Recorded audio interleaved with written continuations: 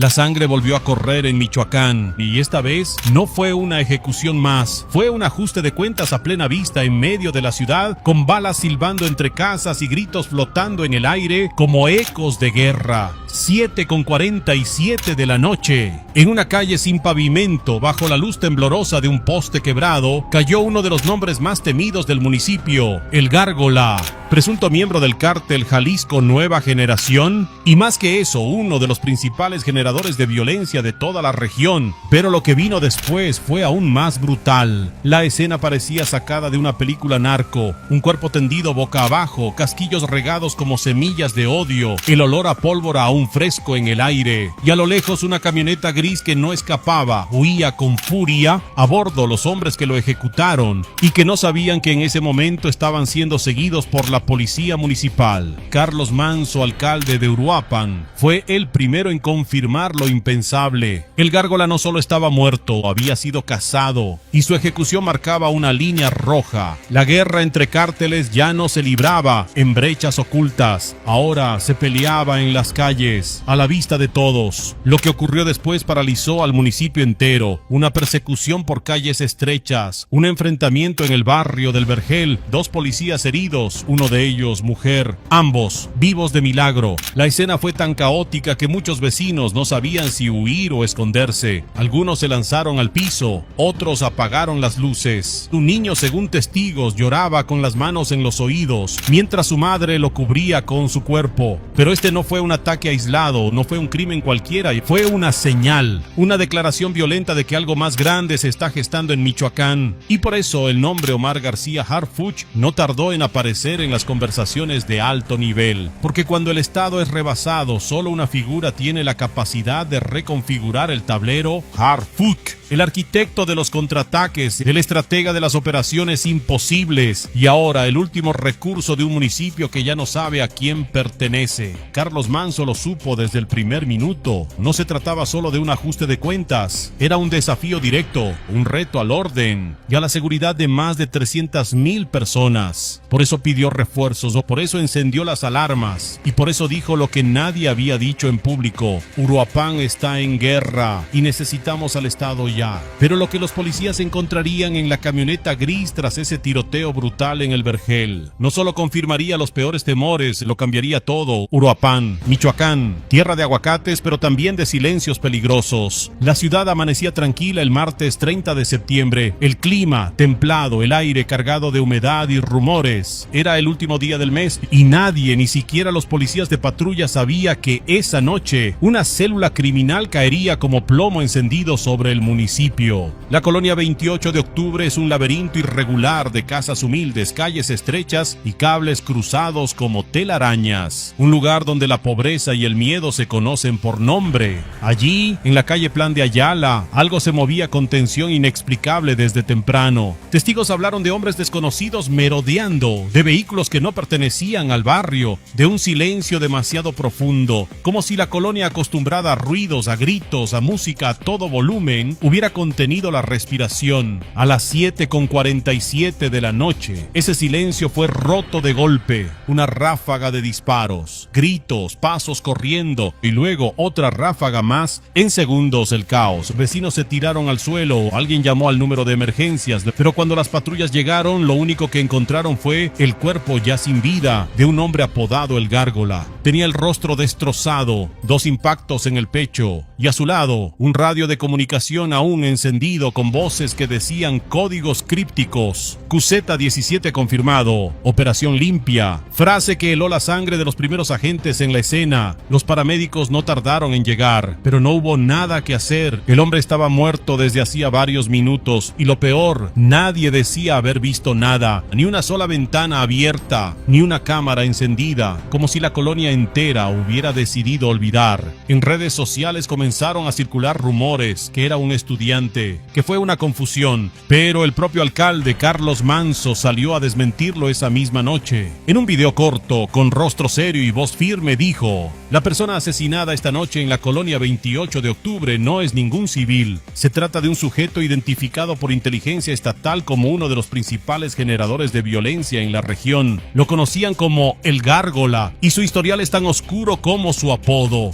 Pero lo que el alcalde no sabía en ese momento era que su muerte no cerraba un capítulo, abría la puerta a una noche de plomo. El cuerpo del Gárgola aún no había sido levantado, la sangre seguía fresca sobre el pavimento y ya entonces la violencia comenzaba a desbordarse por otras calles de Uruapan. A menos de 10 minutos de la escena del crimen, una patrulla realizaba su recorrido habitual por la colonia La Magdalena. 2 policías, uno al volante, la otra en el asiento del copiloto. Ambos sabían lo que había pasado minutos antes, ambos recibieron la alerta y ambos fueron los primeros en ver la camioneta gris. Una Ford Edge, modelo reciente con placas cubiertas de lodo. Iba a exceso de velocidad y lo más alarmante, el copiloto sostenía un rifle en posición vertical sin ocultarlo. Iban armados y no querían que nadie lo olvidara. Los policías activaron luces y sirena, pero la camioneta no se detuvo, aceleró, giró en seco hacia el barrio del Vergel y ahí comenzó la cacería. Las llantas rechinaban sobre el asfalto mojado, el cielo cubierto de nubes bajas parecía oprimir la ciudad. Las calles angostas se convirtieron en túneles de adrenalina y cada esquina era una emboscada en potencia. Desde la camioneta los agresores comenzaron a disparar, primero al aire, luego directo a la patrulla. 3 impactos en el parabrisas, uno en el cofre, otro más en la puerta del conductor. La policía mujer, herida en el brazo, gritó, pero no soltó su arma. El conductor, sangrando del cuello, siguió el volante con una mano. Y entre ambos, en ese microsegundo de decisión, activaron el protocolo de respuesta prioritaria. Pidieron refuerzos, pidieron ambulancia, pero sobre todo, pidieron permiso para usar la fuerza letal. En cuestión de segundos, la patrulla logró cerrar distancia. 2 unidades más se sumaron al cerco. Y en una calle sin salida, flanqueada por casas de ladrillo rojo y bardas grafiteadas, la camioneta se detuvo, no por voluntad, por desesperación. El primer agresor descendió disparando, recibió un tiro en la pierna. Otro cayó tras la camioneta, pero el resto logró huir a pie, perdiéndose entre callejones oscuros, envueltos en la humedad y el miedo. Los 2 policías heridos fueron arrastrados por sus compañeros. Sus uniformes empapados de sangre y sudor, sus rostros pálidos pero conscientes, estaban vivos, contra todo pronóstico. Mientras tanto, vecinos comenzaron a salir de sus casas. Algunos grababan, otros lloraban. Un hombre con un niño en brazos solo decía una frase: ya llegaron, ya están aquí otra vez. Porque lo que parecía una simple ejecución acababa de desatar una noche de guerra. Ella se llama Mónica, policía municipal, 34 años, madre de 2. Ese día su hija menor le pidió que no saliera a patrullar. Hoy quédate, mami, soñé algo feo. Mónica sonrió, la abrazó y salió de casa como siempre, con el chaleco ajustado, la mirada firme y un nudo invisible en el pecho. Esa noche el sueño de su hija casi se cumple. El proyectil la alcanzó a la altura del bíceps izquierdo, le atravesó el uniforme, la carne y casi la vida. Aún sangrando logró disparar de vuelta y cuando la patrulla quedó atrapada entre los muros del Vergel, fue ella quien gritó la ubicación exacta por radio, salvando a su compañero y permitiendo la llegada de refuerzos. Su compañero Miguel tiene 38 años. 17 de ellos en servicio activo. Nunca había estado tan cerca de la muerte. Una bala le rozó la yugular, otra le perforó la clavícula. Pero lo más fuerte no fue el dolor físico, fue ver a su compañera cubierta de sangre. Fue pensar en su esposa que lo esperaba con sopa caliente y un programa de comedia encendido en la tele. Fue saber que pudo no regresar. Ambos sobrevivieron. Ambos fueron trasladados en una ambulancia que avanzaba con las sirenas ahogadas por el eco de los disparos. Y en ese vehículo, bajo las luces frías del hospital, se juraron algo: no renunciar. Mientras tanto, Carlos Manso, el alcalde, caminaba por su oficina como león enjaulado. Recibía llamadas cada 5 minutos, revisaba informes de inteligencia y cada nuevo dato era peor que el anterior. El Gárgola no era un sicario cualquiera, era uno de los operadores más agresivos del CJNG en la zona y su muerte había sido una ejecución directa, calculada, militar. Carlos no es ingenuo, sabe que la violencia no empieza con balas, empieza con miradas torcidas, con amenazas veladas, con rumores de que algo va a pasar. Esa noche lo entendió mejor peor que nunca. Por eso, cuando las cámaras lo enfocaron horas después del ataque, no habló como político. Habló como padre, como ciudadano, como hombre cansado de enterrar policías. A los criminales les digo esto: no vamos a entregar esta ciudad, no vamos a huir y no estamos solos. Porque esa misma noche Carlos Manso envió un mensaje directo a la Secretaría de Seguridad y Protección Ciudadana, y el nombre que escribió en la parte superior del oficio fue claro: Omar García Harfuch. Pero lo que aún no sabía era que su llamado ya estaba en camino, y lo que traería consigo no sería solo refuerzos, sería una transformación total del tablero. Para entender lo que pasó en Uruapan la noche del 30 de septiembre, hay que mirar más allá del plomo, más allá del cuerpo del gárgola, porque su caída no fue un accidente, fue el derrumbe de una pieza clave en un tablero más oscuro. El gárgola no era un apodo cualquiera, era el alias de un operador táctico del cártel Jalisco Nueva Generación. Su especialidad: ejecuciones selectivas, cobro de piso y control de narcomenudeo en al menos 5 colonias. Pero lo más preocupante era esto: no respondía directamente a un jefe local, respondía a una estructura paralela. Informes de inteligencia obtenidos por la Secretaría de Seguridad Pública lo colocaban como enlace de coordinación con células en Paracho, Taretán y Apatzingán. Era un nodo de enlace, una bisagra entre órdenes y violencia, y su capacidad de acción no dependía de poder político, dependía del miedo. Su grupo se movía en camionetas sin placas, con radios encriptados y armas de uso exclusivo del ejército. Controlaban el paso en ciertas zonas, reclutaban a menores de edad como halcones y extorsionaban hasta a quienes vendían tacos en la esquina. Uruapan no era una ciudad, era un campo de control criminal. El método era claro: a quien no paga se le amenaza, a quien denuncia se le visita y a quien insiste se le ejecuta. En los últimos 6 meses, al menos 14 asesinatos han sido atribuidos al mismo patrón: balaceras breves, tiros a quemarropa, mensajes escritos en cartulinas, y siempre el mismo estilo: brutal, frío, impune. Pero lo más inquietante es esto: el gárgola ya había sido identificado, ya estaba fichado, y aún así seguía operando. ¿Quién lo protegía? ¿Por qué no fue detenido antes? ¿A quién le convenía que siguiera vivo? Carlos Manso había hecho la pregunta en reuniones privadas, y la respuesta era siempre la misma: el Estado está rebasado. Pero esa noche, esa frase cambió, porque con el gárgola abatido, se rompió una cadena y el equilibrio del miedo colapsó. Esa ejecución no fue solo un ajuste de cuentas, fue una purga interna, un mensaje, un reacomodo. Y cuando los servicios de inteligencia comenzaron a analizar los patrones, cuando cruzaron llamadas, ubicaciones y perfiles, detectaron algo aún más perturbador. Uruapan no era el destino, era el punto de partida. En las primeras horas del miércoles 1 de octubre, cuando aún se levantaban casquillos del barrio del Vergel, llegó un dato inesperado, uno que no estaba en los reportes iniciales, ni en la escena del crimen, ni en los testimonios. Surgió desde otra trinchera el cruce de datos en tiempo real entre inteligencia municipal y un sistema federal. En la camioneta gris abandonada, la misma que inició la balacera, se encontró un teléfono celular parcialmente dañado por las balas. El equipo técnico de la fiscalía lo recuperó, extrajo la tarjeta y cruzó la información con bases federales. El nombre del propietario no figuraba en el padrón, pero el número ya estaba marcado en rojo. Ese número había sido detectado apenas 15 días antes en una llamada interceptada por inteligencia militar. Una llamada breve hecha desde el municipio de Zamora. Solo 4 palabras fueron captadas: listo en Uruapan. Mañana. Ese mañana era el 30 de septiembre, el mismo día del asesinato del gárgola. Las piezas comenzaron a encajar.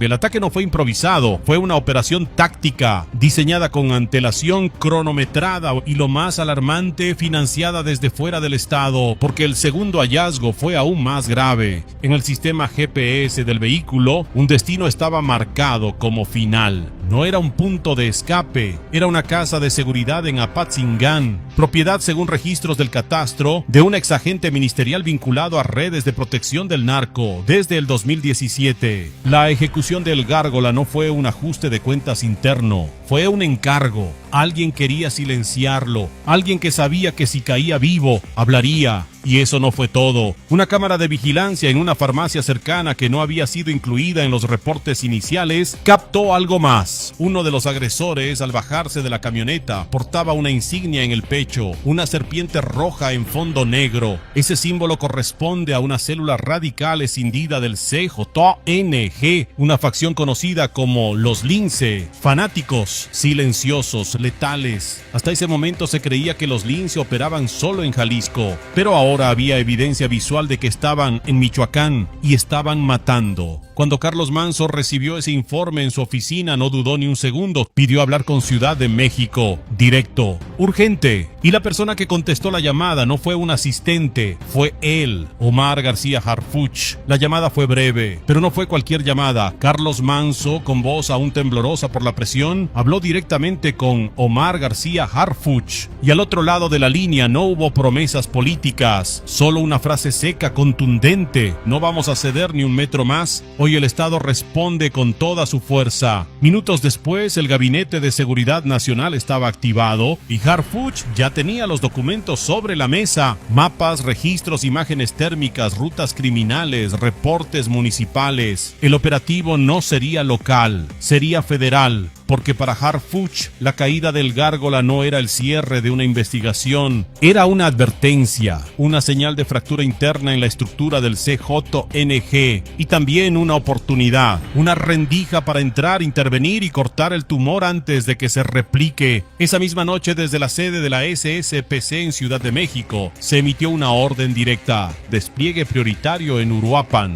coordinación inmediata con Guardia Nacional y, lo más delicado, autorización para intervención aérea táctica en corredores de escape. No era retórica, era guerra abierta. Y Harfuch, como en otras operaciones quirúrgicas, no estaba dispuesto a improvisar. Solicitó acceso a todos los videos del C5 de las últimas 72 horas. Exigió informes completos de cada célula conocida del CJNG en Michoacán. Y pidió un solo dato que nadie se había atrevido a preguntar: ¿qué sabía el Gárgola y por qué ahora lo silenciaron? Su hipótesis fue directa: el Gárgola estaba a punto de romper, a punto de entregar algo, y eso fue lo que lo sentenció. A las 4:23 de la madrugada, un convoy federal salió desde Morelia hacia Uruapan. 60 elementos de élite, drones con visión nocturna, equipos de intercepción digital y una instrucción precisa: ubicar, capturar y desmantelar cualquier célula remanente vinculada al asesinato. La orden no era solo restaurar el orden,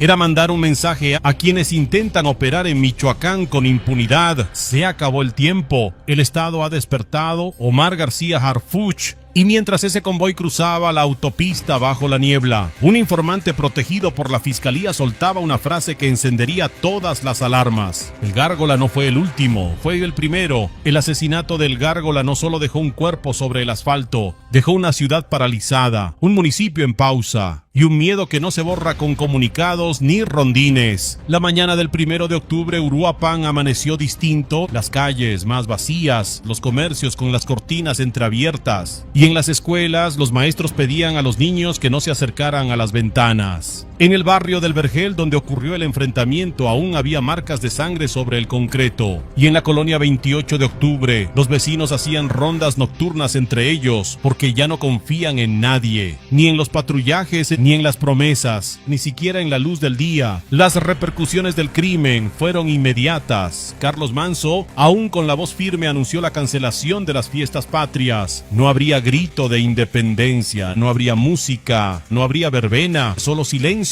Después de lo que ocurrió con nuestros policías y lo que vivimos hace apenas unas semanas, no vamos a celebrar nada. No hay patria cuando el crimen decide los horarios. Carlos Manso. La ciudadanía entendió el mensaje y también lo sintió como una derrota, porque cancelar el grito no era solo un acto simbólico, era admitir que el miedo había ganado una batalla. Pero también hubo otra consecuencia más silenciosa, más peligrosa: el repliegue criminal. Tras la muerte del Gárgola se reportaron movimientos extraños en colonias aledañas, vehículos cambiando de placas, casas abandonadas de golpe, y en los radios de la policía mensajes interceptados con frases alarmantes: cambio de punto, la limpieza ya empezó. Era claro, la estructura del CJNG en Uruapan se estaba reacomodando, no para desaparecer, sino para contraatacar. Los analistas de de seguridad lo dijeron con frialdad. El asesinato de El Gárgola provocará más violencia. No es un cierre, es una grieta, porque alguien más tomará su lugar y para consolidarse necesitará imponer miedo desde el primer día. Por eso Harfuch ordenó mantener presencia militar en los puntos críticos. Por eso no se retiraron los drones. Y por eso en los informes confidenciales el municipio de Uruapan ya aparece en color rojo, zona de guerra latente. Mientras tanto, los dos policías heridos siguen recuperándose. Mónica con fisioterapia en el brazo izquierdo, Miguel con sesiones psicológicas por estrés postraumático, ambos con una misma frase al despertar: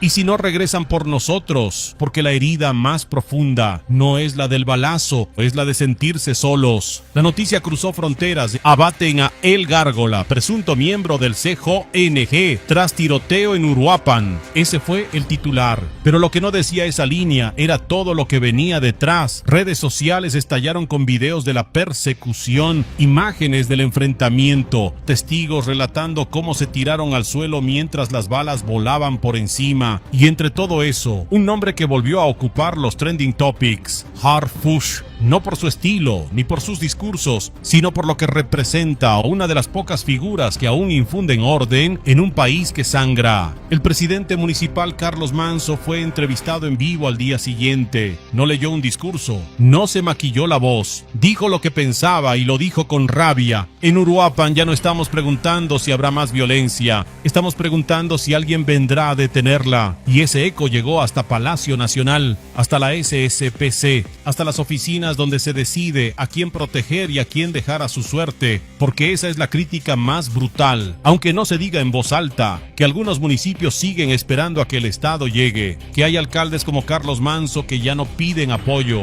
lo imploran. Y que la figura de Harfuch, a diferencia de muchos, sí llega, sí actúa, sí incomoda, porque donde él entra, el silencio se rompe y la impunidad se pone nerviosa. La operación en Uruapan aún no termina, el CJNG no está derrotado, pero esta vez recibió una advertencia clara: los jefes también caen y los intocables también sangran. En los hospitales de la ciudad, los policías heridos siguen recuperándose. Y aunque sonríen, aunque agradecen estar vivos, saben algo que no olvidarán jamás: que cada noche de patrullaje puede ser la última. Mientras tanto, una familia en Apatzingán empacó su casa en silencio. Los vecinos no preguntaron por qué, solo ayudaron a cargar maletas. Una mujer dijo: si mataron al Gárgola, los demás van a buscar a quién culpar. Y yo tengo hijos, porque el crimen no se acaba con un cuerpo, se transforma, se adapta y vuelve. Pero en esta historia algo cambió. No solo cayó un sicario, cayó el miedo de llamarlo por su nombre.